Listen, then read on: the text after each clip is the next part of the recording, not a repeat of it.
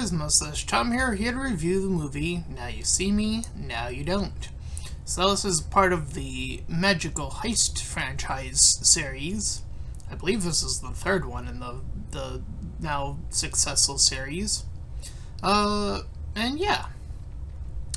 So, this is the movie doing that trope that I have that one issue with that is pretty consistent, that being the cliche of hiring on the new guard. I have said it before, and I will say it again.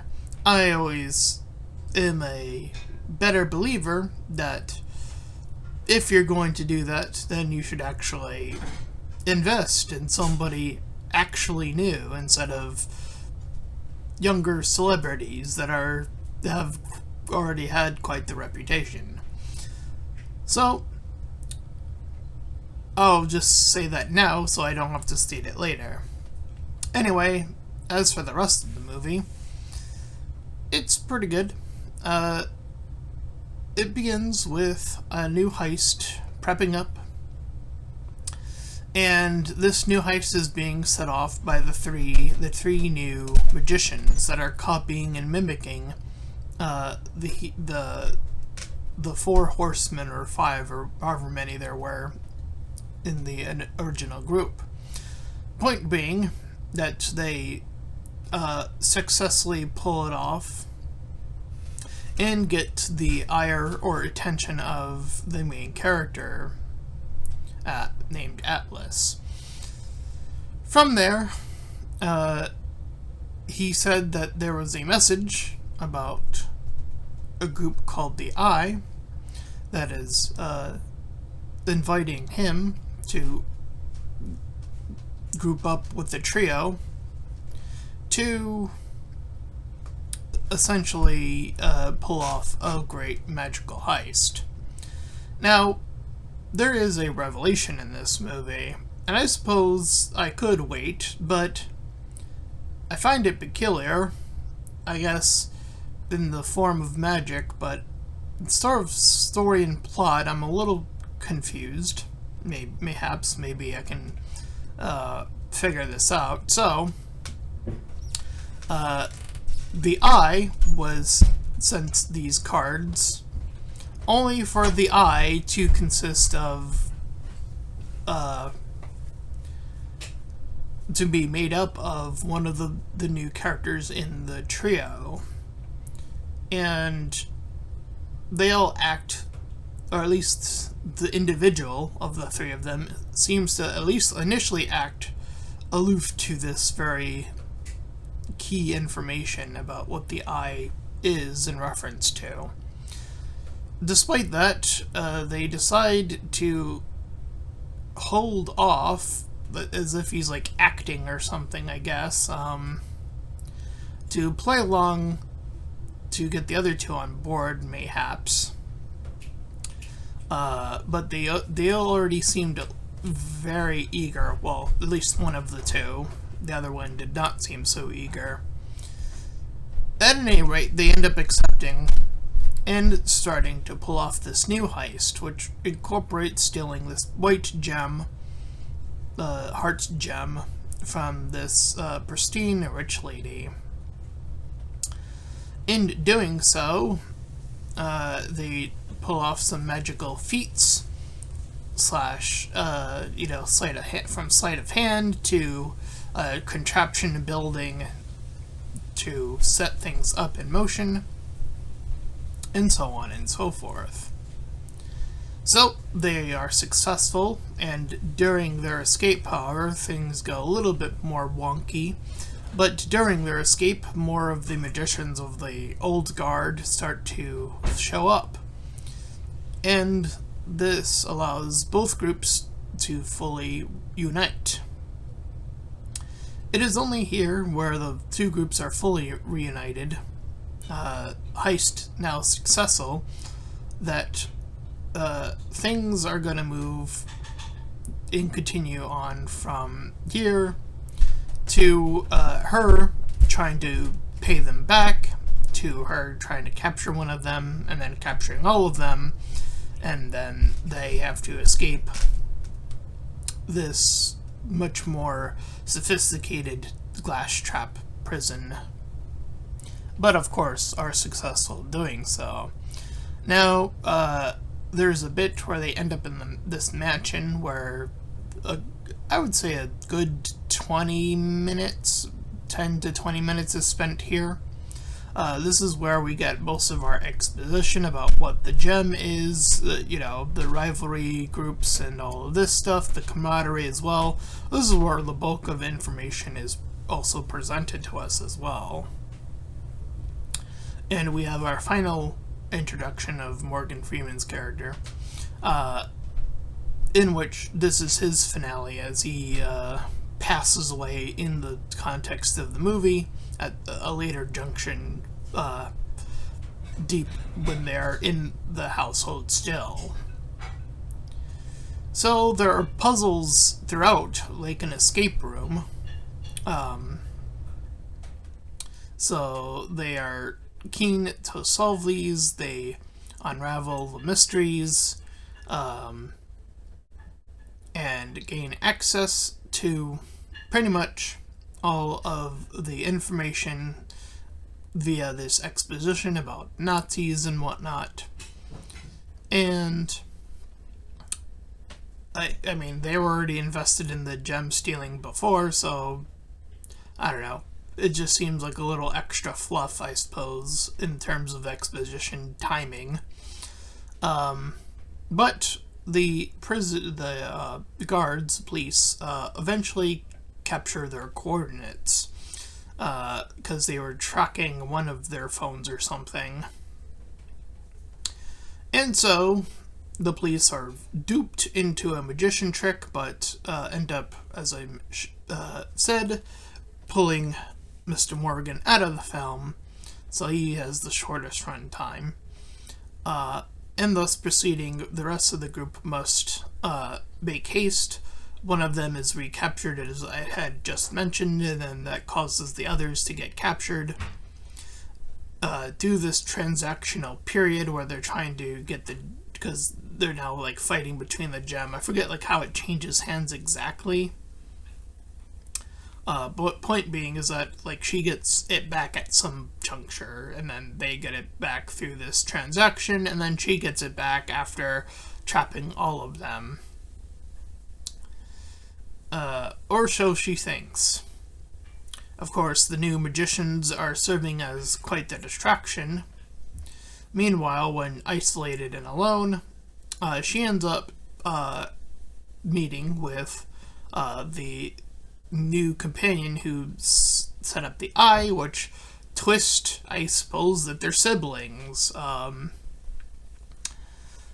Yeah, this twist is a little bit even more baffling, I suppose. So he pretty much becomes like this whole new character at this point, so I guess at least in terms of performance, strictly speaking, it's quite the sharp turn in terms of that, but it is bizarre, to say the least, in terms of like, okay, so now you're just adding another layer that almost doesn't feel like it fits to a degree. So she, through means of just talking with him, gives up the gem to him directly. She thinks she's isolated alone with him, so she's revealing a whole bunch of her plan and so on and so forth, and all the deep dark secrets, and then the fake walls shamble apart, revealing herself to the audience who had been watching all along. So, yeah, I think,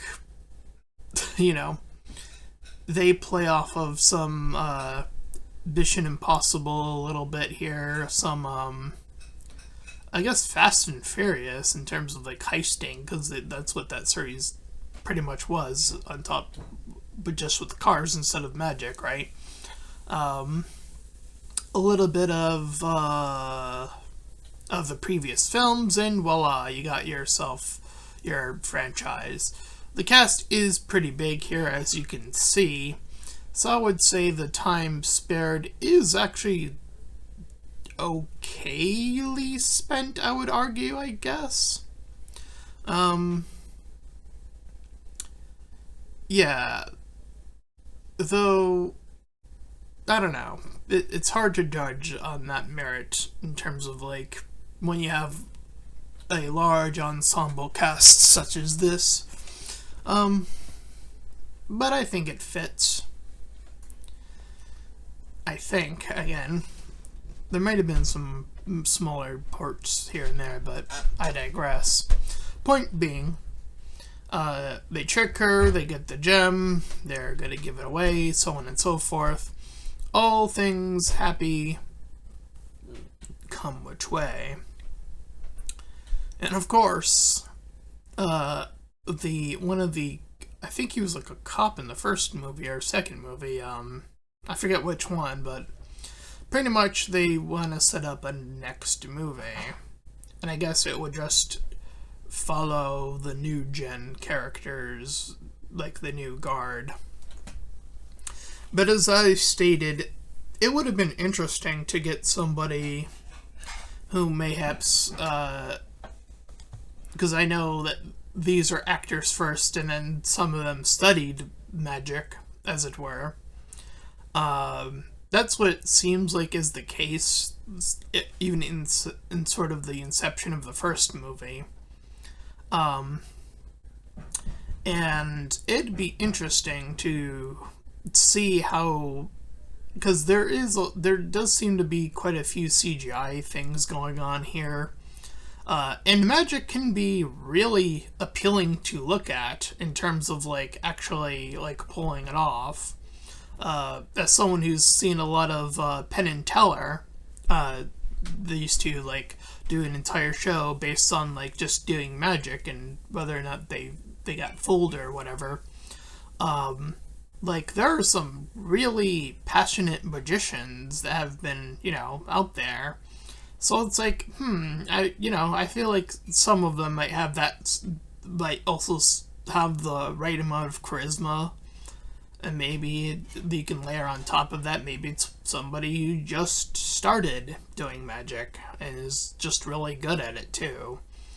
Again, as I said earlier, near the beginning, I always feel like the passing down the torch, there's something about it that's just, there's that square peg that just personally annoys me, that it's just always somebody you've seen before. And it's just like, it kind of breaks away the trope because you know that that's the case. I don't know, it just becomes more and more obvious the more and more it happens. So this is like now the third film that I'm bringing this up in, and I feel like, again, it's a really great opportunity / chance to give somebody new a chance. If that's the type of storyline you're going to go for, passing the torch down, then legitimately pass it down, I say. I argue. Do it. You cowards. You fucking cowards. So yeah, I would say do that. As for everything else, like I said, I feel like some of the magic isn't too appealing,